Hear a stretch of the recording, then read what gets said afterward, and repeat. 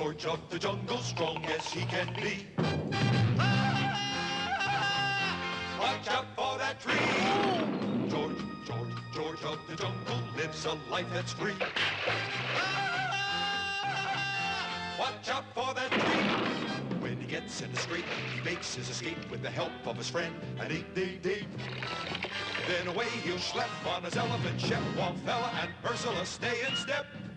Well, George of the jungle, friend to you and me. Watch out for that tree. Watch out for that tree. George of the jungle, friend to you and me.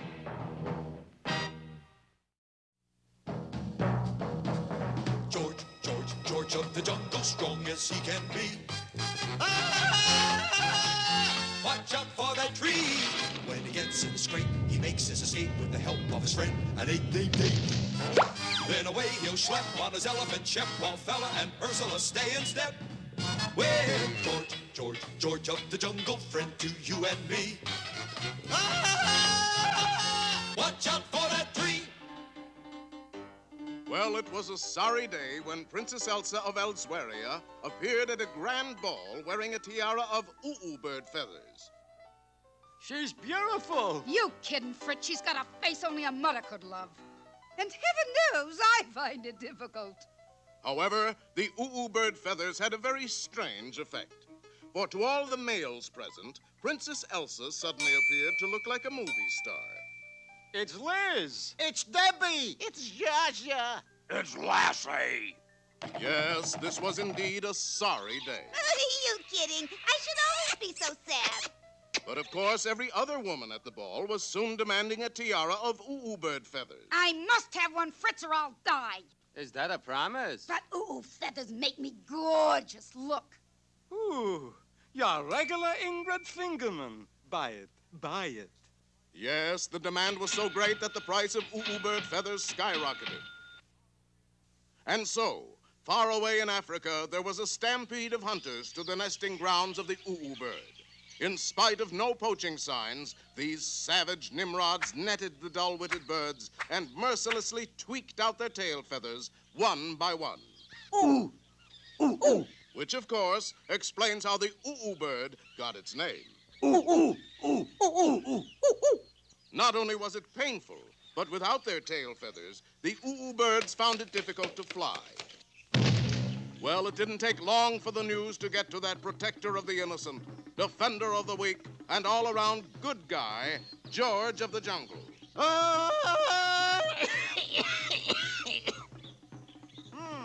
What do the drums say, George? Drums say boom, boom, boom, boom, boom, boom, boom, boom. But what do they mean? Ursula, wait. George, go look it up. In the dictionary? No, in Drumptionary.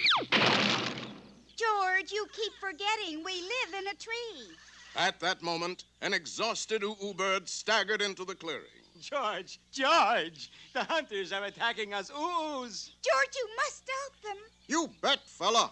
Fella? George is a very simple man. Nearsighted, too. Think, George, you must think. If Ursula insists, George, think. Well, of course, that was a long, slow process. Cry-yi. He's been sitting there for 3 days. You sure he's not dead? Oh, no, he's thinking all right. How could you tell? Do you notice an odd kind of smell? Yeah, like a smoldering bicycle tire. But just then... Topeka! Eureka, dear. By George, he's got it. My George, he's got it. George set wily jungle trap for cruel hunters. Good idea. But what will you use for bait? George of jungle. And the brawny ape-man set off through the jungle, swinging lightly from tree to tree to tree. A short time later, in the camp of the bird hunters... Let's knock off for lunch, Tiger. Hi be too pooped terpluck. Now, we can't stop, Weevil. We must make our haul before George of the jungle finds out we're here. Too late, for the canny jungle king was peering at them at that very moment. Now George set wily jungle trap. Swiftly, the brawny ape-man bent a tree back and fastened it with a hair trigger. Then he dug a large pit in the middle of the path and lined the bottom with pointed stakes. Finally, he wove a huge net of jungle creeps. Creepers. Creepers, and hung it from a tree. Now, George, ready for big scene. Shh, Tiger. I be thinking I hear summat in yon bushes. And probably a spangled fritillary calling to its mate. No, looky there. Oh, oh, oh, oh, oh, oh, oh. Oh, Tiger, that be the biggest bird in the world. And the ugliest. After him, them tail feathers be worth a fortune. The two sneaks dashed after their prey, and George, hopping ahead, led them up the garden path toward his wily jungle trap. Unfortunately, he'd forgotten by this time exactly where it was. George not forget. Trap right around here, somewhere. Oh! See? George not forget. Cracky, Weevil. That's not an bird. It's what's-his-name of the jungle. Time for us to make ourselves scarce, Tiger. Righty-o. Hey, you not leave George up here to starve to death. Why not? That pretty chicken thing to do to King of Jungle. He's right, Weevil. Are we going to be chicken to the king of the jungle? Sure. If there be one thing I like, it be chicken a la king. Ha ha ha ha. But as the two heartless bird snatchers chortled meanly, the net of jungle creepers broke open at the bottom and... They not make jungle creepers like they used to. Well, George had the two villains trussed in a trice, and they were soon headed for the poacher Pokey. But what will become of all those bird feathers? Don't worry, I sold them. For money? No, for sneakers. Sneakers? If we can't fly, we gotta walk. Ha ha ha ha ha ha ha! What's so funny, George? Ho ho ho ho ho! Chicken a la king.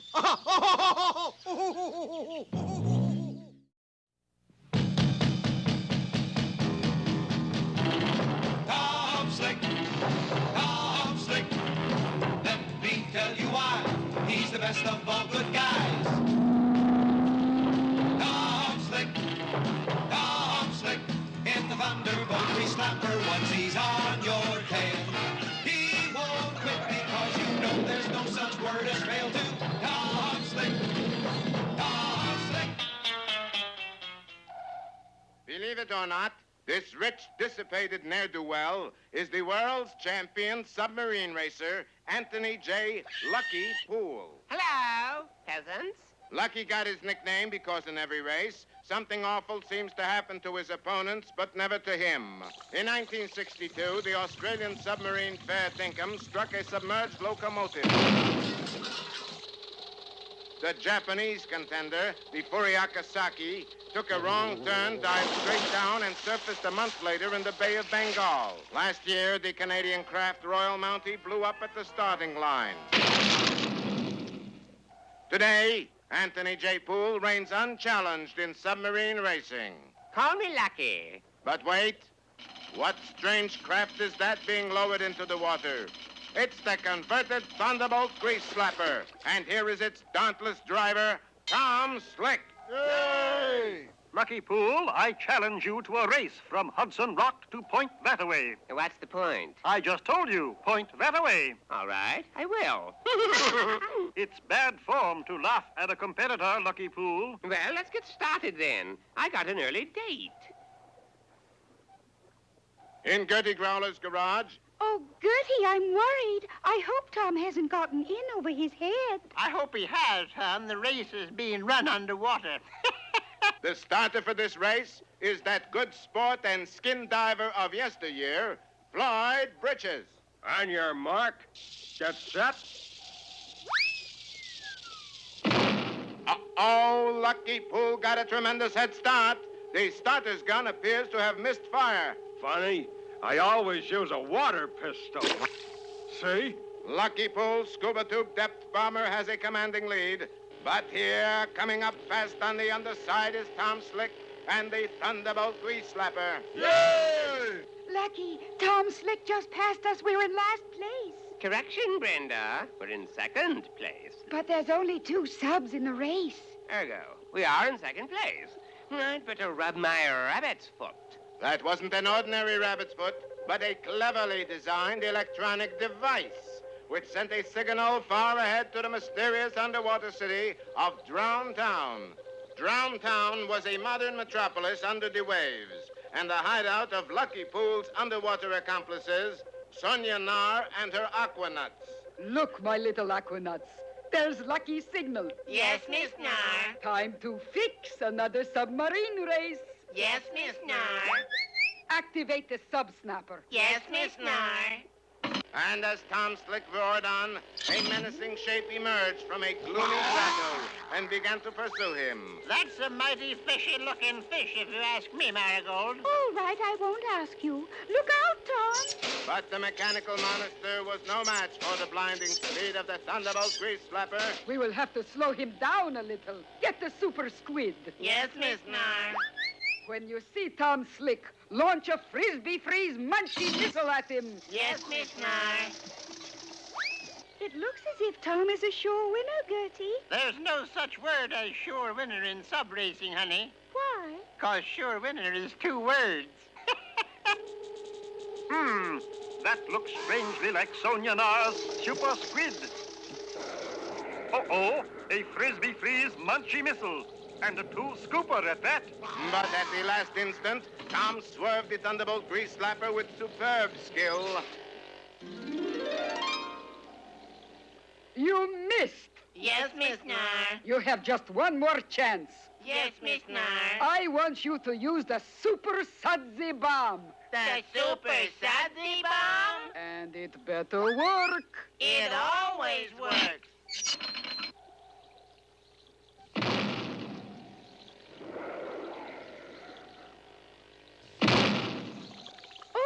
Tom is in trouble with all of those suds. If you ask me, I'd say he was all washed up. All right, I won't ask you. It's no soap.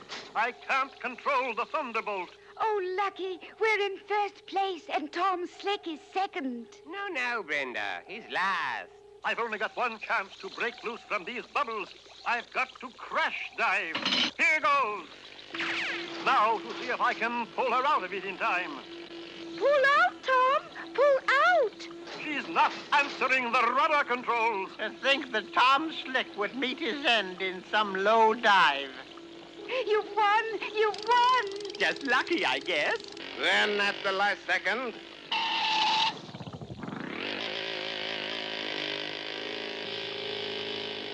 Yay! The winner and no champagne, Tom Slick. Yay! Oh, Lucky, we lost. What will I ever tell my friends? Tell him we came in second. You've been naughty aquanuts. Yes, Miss Nar. To punish you, I am going to wash your mouths out. Yes, Miss Nar. With a super sudsy bomb. Oh, no, Miss Nar. But, Tom, how did you pull out of that dive? I remembered the Thunderbolt Grease Slapper is really a car. So? I just put it in reverse. Come on, Tom, get out of them suds and bubbles. Go, Tom boy, go. Gertie, that's not television you're watching. Huh? If you ask me, I'd say you were staring at the washing machine. All right, hon. I won't ask you. When you find yourself in danger, when you're threatened by a stranger, when it looks like you will take a licking, there is someone waiting who will hurry up and rescue you. Just call for Super Chicken. Fred, if you're afraid, you'll have to overlook it. Besides, you knew the job was dangerous when you took it. He will drink his super sauce and throw the bad guys for a loss, and he will bring them in alive and kicking. There is one thing you should learn when there is no one else to turn to. Call for Super Chicken. Call for Super Chicken. Our story opens aboard Receding Airlines Flight 17 from Dodge City to Denver. All right, everybody, reach. This here's a stick-up. Arthur, dear, the movie's on. Movie? Another Western? I ain't no movie, mister. Then you are the ugliest stewardess I ever saw. And almost the meanest. Now put all your valuables in this here hat. The plain robber passed along the aisle collecting money, watches, rings, and after-dinner mints. And when he was through... Now keep them seatbelts fastened till I'm gone, you hear me? Geronimo! The masked man. He's going away and we didn't even get his name. Do you suppose it was you-know-who? No, it weren't. Hiccup's the name. Wild Ralph Hiccup. The daring bandit had planned his getaway jump with pinpoint accuracy. I think you ought to know, hoss.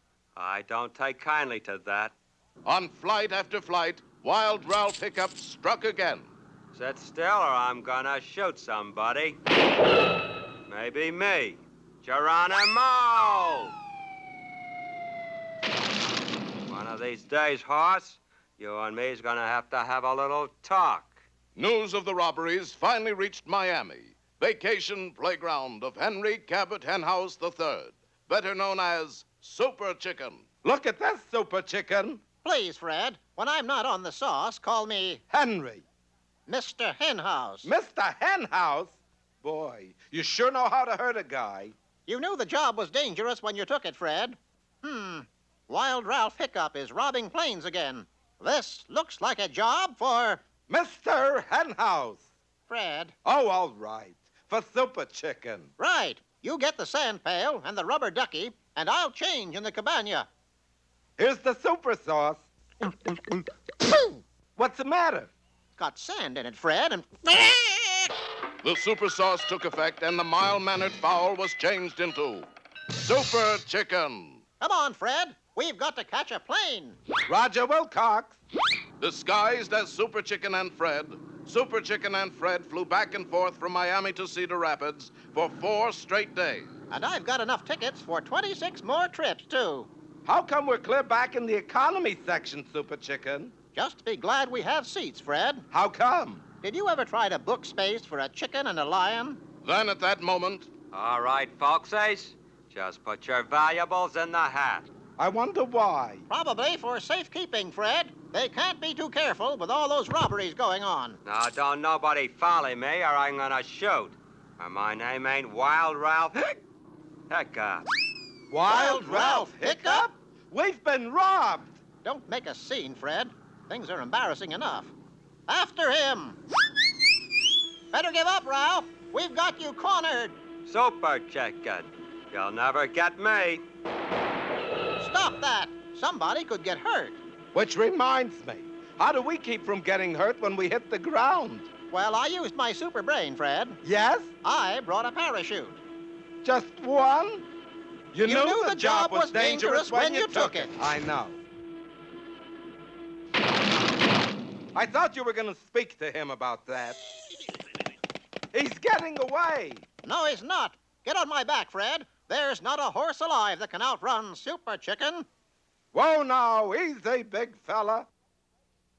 Well, what are you waiting for? You're supposed to say giddy up. Sorry, giddy up. And the mighty chicken streaked across the plains. Hi-yo, chicken! Away! We can corner him on the cliff. Sure enough, Wild Ralph Hiccup was trapped at the edge of Breakneck Cliff. Super Chicken, why didn't you stop? You didn't say whoa. All right. Whoa, whoa. It's a little late now, Fred. Quickly picking up the trail again, Super Chicken tracked Wild Ralph Hiccup to the little western town of Soapwater. The chicken says he'll meet you in the street at high noon. Well, then he's a goner because I'm the fastest gun in the West. No kidding. I'll show you. Just keep your eye on this coin. Ooh! Let that be a lesson to you. Never trust a man who throws money around. It was now high noon, and the fastest gun in the West went out to meet the fastest chicken in Pittsburgh. Tension filled the air like peanut brittle. Then Wild Ralph made his play. I'll tell you what. I'll flip a coin to see who draws first. No, let me flip Fred instead. And while the amazed bandit watched Fred flip, Super Chicken drew back his super fist. Heads. I win. Wild Ralph was knocked across the street and into a handy jail cell. But Super Chicken, I didn't even see you hit him. That was my super punch, Fred. It travels too fast for the eye to follow. Took you by surprise, didn't it, Ralph? Surprise? You could have knocked me down with a feather. I did. And now we go home, right, Cassius? Super Chicken? No, Fred. I still have 26 more tickets from Miami to Cedar Rapids. We can't let them go to waste. Oh, boy. Once again, the nation's airways have been made safe for democracy. So when you hear that cry in the sky, you'll know Super Chicken has 3 more trips to go.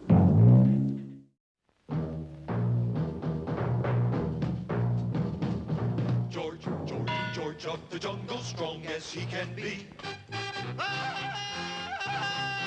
Watch out for that tree. George, George, George of the jungle lives a life that's free. Watch out for that tree. When he gets in the scrape, he makes his escape with the help of his friend, an 8-day-day. Then away he'll schlep on his elephant ship, while Fella and Ursula stay in step. Well, George, George, George of the jungle, friend to you and me. Watch out for that tree. Watch out for that tree.